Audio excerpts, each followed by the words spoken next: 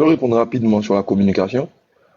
On se doit, on n'a pas le luxe d'aller à l'école pour apprendre les codes, pour nous confronter à ces gens-là. On se doit d'apprendre vite et bien. On se doit d'apprendre rapidement. Nous, on n'a pas le choix. Eux, ils ont eu le choix. Nous, on n'a pas le choix. On apprend sur le tas, donc on doit apprendre vite et bien. On ne doit pas se permettre de commettre les mêmes erreurs inlassablement. Et au moment où je me suis retrouvé incarcéré, quand j'ai vu la, la parole qui se dispatche à gauche, à droite, à gauche, à droite, j'ai compris qu'il fallait fallait la canaliser, la gérer, la limiter, parce qu'encore une fois, ça aurait donné des arguments pour pouvoir bien enfoncer le clou et puis non seulement me garder en détention, mais peut-être faire atterrir à mes côtés mes drôles de dames, ce qui aurait totalement tué le mouvement, évidemment. Donc, il fallait limiter la communication, quitte à limite la stopper, parce que ça ne jouait pas en notre faveur de communiquer à tout va. Et puis, il y a eu quelque chose qui s'est passé aussi, j'étais encore en liberté. Comme je te dis, moi, j'ai un grand respect pour le travail que tu fais, et tous ceux qui le font, je les encourage parce que c'est important la communication. Mais tu as aussi des gens qui sont un peu, je ne veux pas dire qu'ils sont malveillants, mais je pense qu'ils ont une logique qui ne va pas dans le sens du peuple, une logique qui ne va pas dans le sens du bien du peuple.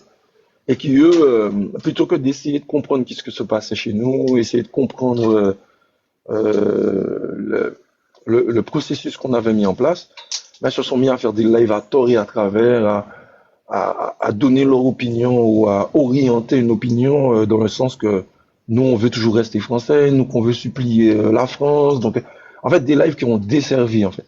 Et dès lors où il y a eu toutes ces choses, avant que je ne sois en prison, j'ai dit, écoutez, on va faire attention sur les lives où on va faire attention aux lives qui peuvent nous ramener parce que ça amenait des polémiques qui déviaient du combat. Donc, alors encore, c'était encore quelque chose, on avait dit, attention, on va limiter les lives aussi, on va faire attention où on va parler, sur quoi on va parler, parce que si on doit mettre notre énergie à aller contrer des lives qui désinforment, c'est pas bon. Il y a eu ça. Donc, quand tu additionnes le fait qu'on ait eu à limiter la communication, quand tu additionnes le système français qui, depuis toujours, enclenche une machine judiciaire et qui fait que le peuple qui aime ceux qui se battent pour eux, ben, par logique, par amour, il se focalise sur la situation de ceux qui mènent le combat plutôt que sur le combat. Pour que je me fasse bien comprendre, le peuple il s'est focalisé sur le fait que Rodrigue est en prison, il doit sortir. Il doit sortir, d'une manière ou d'une autre, il doit sortir. C'est bien, c'est au top, c'est super, c'est l'amour que le peuple te manifeste et j'aime ça.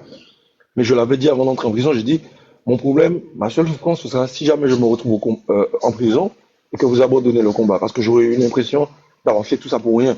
Parce que dès le début, j'ai demandé de ne pas me suivre, de ne pas suivre Odd, de ne pas suivre Gardis, mais de suivre la logique. Et la logique veut qu'il nous plonge dans ce système judiciaire, qu'il nous essaie de nous écraser sous la machine pour dévier leur regard. Ça veut dire que dès lors où ils font ça, on n'est plus sur la vie chère, on est sur incarcération, prison, on ne voit plus le combat.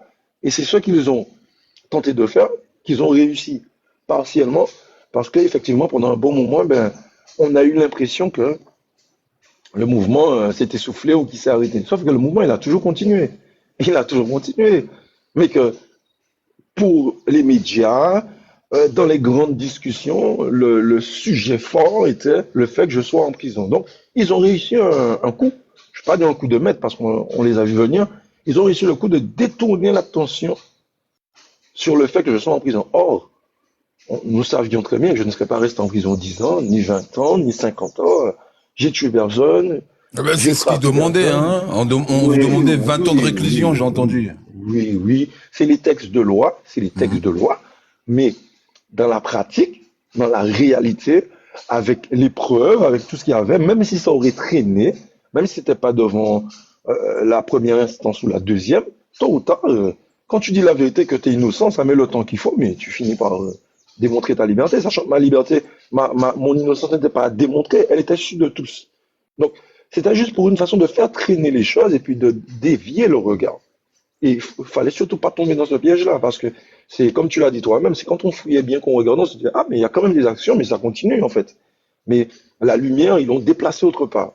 Et c'est là où il fallait ne pas continuer à aller dans ce sens-là. Il fallait continuer à braquer tout le monde sur la vie chère parce que le vrai problème était la vie chère, puisque aujourd'hui, à l'heure où je te parle, il y a encore des arrestations qui sont faites ou de militants ou de combattants ou de membres de la population lambda qui se sont levés contre tout ça et qui aujourd'hui continuent à être judiciarisés. Ce qui est totalement inconcevable puisque tu ne peux pas te battre pour une vérité. Et je ne peux même pas dire je ne peux pas te battre. On ne peut pas te pousser à te battre en fait.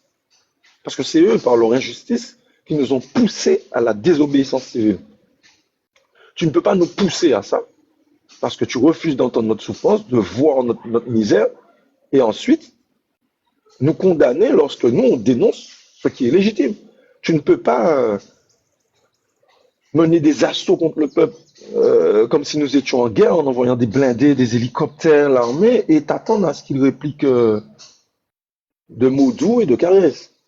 Alors, je ne légitime aucune forme de violence, mais il ne faut pas regarder la fin du film, il faut regarder le début, il faut regarder que ça a toujours été un moment pacifique, on a toujours prôné le pacifisme et on s'est toujours fait taper, on s'est toujours fait gazer. Toujours, femmes, hommes. Et aujourd'hui, ben, c'est judiciarisé dans un seul sens. On ne peut pas avoir des gens qui ont parjuré, on a les vidéos, on démontre et que celui qui est victime de leur parjure se retrouve en prison. Et pourtant, c'est ce qui s'est passé. Parce qu'on faut pas être dupe. C'est leur fonctionnement, c'est leur arme. Ce système leur appartient, cette justice leur appartient. Faut être franc, faut se dire la vérité. Et aujourd'hui, je ne suis pas plus légitime qu'un autre à mener ce combat-là. Je ne suis pas plus intelligent qu'un autre ou plus cultivé qu'un autre.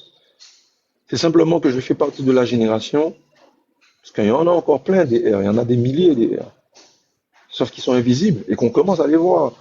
Nous, on fait partie de la génération où on ne nous a pas préparé d'avenir. Ils ont tout préparé pour eux, ils ont tout pris et nous ont laissé sur le carreau, sur le trottoir, comme ça. Ça veut dire que ceux qui savent qu'ils n'ont rien à attendre de demain et donc qui n'ont rien à perdre sont très dangereux. Pas dangereux physiquement, c'est que ils sont prêts à tout, ils sont prêts à aller là où personne n'a encore été parce qu'ils veulent avoir un demain. Et s'ils n'ont pas ce demain-là, ils le veulent pour leurs enfants et leurs petits-enfants. C'est notre cas, cette génération-là. On le veut pour nos enfants et nos petits-enfants parce qu'on a vu nos parents se tuer pour essayer de nous préparer à avoir un début de vie ou en tout cas un tremplin pour commencer notre vie. Et on a vu nos parents se tuer, eux ne pas réussir à le faire. Pas parce qu'ils n'avaient pas la détermination ou le courage. C'est juste que parce qu'ils ont cru en un système qui leur a vendu un rêve. Le rêve d'être français, le rêve d'être égalitaire. C'est faux. C'est faux, c'est faux, c'est faux. Parce que si on était 100% français comme ils le disent, ils ne nous auraient pas poussé à nous battre pour qu'on puisse se nourrir respectablement. Et aujourd'hui, comme je dis, je suis le premier à... Oui, si, enfin, ok, je veux bien entendre qu'on est français, mais j'ai envie de l'entendre pas que dans les sanctions. J'ai envie de l'entendre dans les bénéfices. J'ai envie de le voir dans les bénéfices. Et aujourd'hui, après s'être réveillé, le peuple commence à s'éveiller. Alors, moi, j'ai toujours dit que nous sommes le fruit de leur méchanceté. Esclavage, colonisation, déportation, nous sommes le fruit de leur méchanceté. Plus grand métissage au monde, pas par simplement la couleur, par les provenances, parce que beaucoup s'arrêtent au métissage par la couleur, c'est pas ça du tout aussi. Quand on prend des esclaves par là, des origines différentes, ben,